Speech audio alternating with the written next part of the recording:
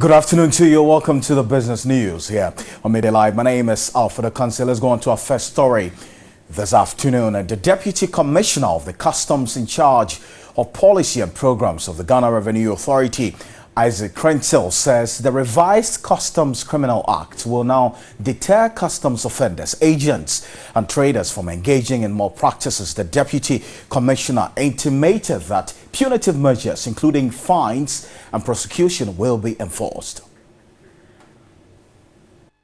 There are over 600 custom house agents operating at the 2 ports in the country. They serve as an intermediary between traders and customs for clearance. Their activities are regulated by Customs Division. However, recent infiltration of fake persons has compelled them to revise the rules and commence another licensing program. The Deputy Commissioner in charge of policies and programs, Isaac Krentil, says the Customs Division is rolling out training programs and will not pardon offenders of the Act. Also introduce a criminal act in our place. Very soon we are going to prosecute offenders, but custom offenders, both traders and brokers. Whoever offend our law, we're going to take them on, and very soon we will hear from us in that line. After a 5-year period, the division has begun another training to license some 216 agents to join the trade.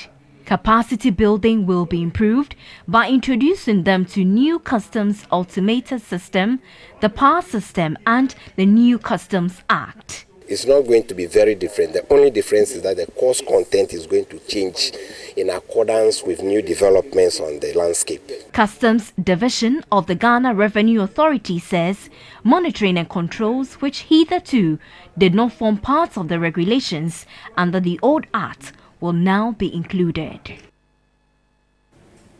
Ginger producers at Jankoba in the Ashanti region have appealed to government to revamp the defunct ginger factory to boost production and improve livelihoods. The ginger factory has been shut for over 2 decades, impacting negatively on ginger production in the area. Jankoba is the leading producer of ginger in Ghana, with about 3,000 acres of land under cultivation. The farming community in the Chuma-Wabieja district of the Ashanti region has about 2,000 inhabitants. Almost every household in Jankoba owns a ginger farm or 2, but poverty is endemic in the community. Farmers are faced with the perennial challenge of not getting value for their produce. They have no option than to sell their ginger directly to traders because the ginger processing factory established in 1975 has collapsed. This resulted in the loss of jobs of about 3,000 factory hands. The farmers have called on government to revamp the factory to help boost production.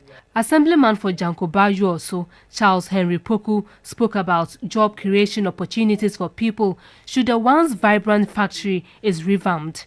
Meanwhile, the district chief executive for Chuma-Wabieja, Nana Asari Bediako, says the defunct factory will be revamped under a public-private partnership arrangement. We bringing in an individual or private person for a PPP way of trying to bring back the factory. I am sure that in no time there will be other consultations and this Jankoba factory will be revamped.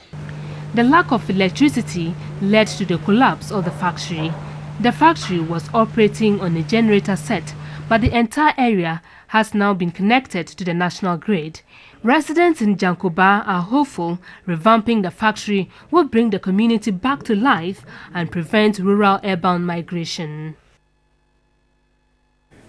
That's it for business this afternoon.